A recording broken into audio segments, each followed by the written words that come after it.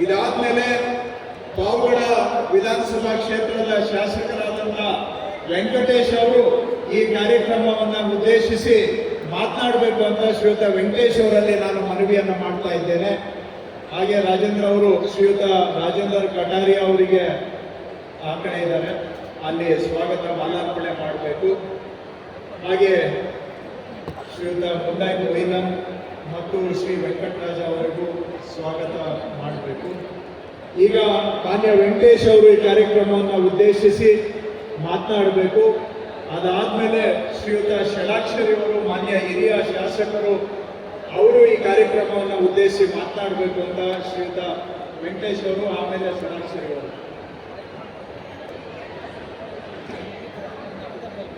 ಎಲ್ಲರಿಗೂ ನಮಸ್ಕಾರ. ಬಹುಶಃ ತುಮಕೂರು ಜಿಲ್ಲೆಯ ಜನತೆ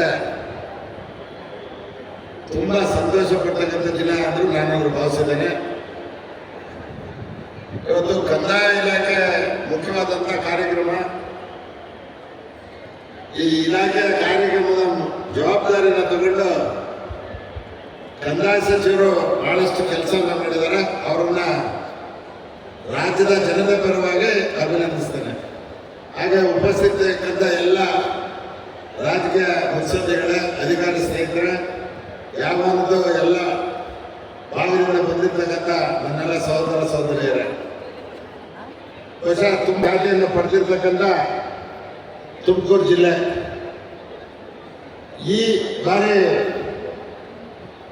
ಸರ್ಕಾರ ರಚನೆ ಆದಮೇಲೆ ಇದು 3ನೇ ಕಾರ್ಯಕ್ರಮ. ಯಾವುದೇ ಕಾರ್ಯಕ್ರಮ ಆದ್ರೆ ತುಮಕೂರನ್ನ ಆಯ್ಕೆ ಮಾಡ್ಕೋತಾರೆ. ಅದಕ್ಕೆ ನಮ್ಮ ಜಿಲ್ಲಾ ಉಸ್ತುವಾರಿ ಸಚಿವರು ಮತ್ತೆ ಜಿಲ್ಲೆಯ ಅಧಿಕಾರಿ ಸ್ನೇಹಿತರು, ಜಿಲ್ಲಾಧಿಕಾರಿಗಳಿಂದ ಹಿಡಿದು ಜಿಲ್ಲಾ ಆಡಳಿತ ಬಹಳ ಪ್ರೋತ್ಸಾಹ ಕೊಡ್ತಾ ಬಂದಿದೆ. ಆ ನಿಟ್ಟಿನಲ್ಲಿ ಇವತ್ತು 3 ವರ್ಷದ ಸಾಧನಾ ಸಮಾವೇಶ ಹಮ್ಮಿಕೊಂಡಿದ್ರ ಜೊತೆಗೆ ಕಂದಾಯ ಮತ್ತು ಎಲ್ಲ ವಿವಿಧ ಇಲಾಖೆಗಳ ಕಾರ್ಯಕ್ರಮಗಳ ಫಲಾನುಭವಿಗಳನ್ನು ಗುರುತಿಸಿ ಅವರಿಗೆ ಆ ಫಲಾನುಭವಿಗಳಿಗೆ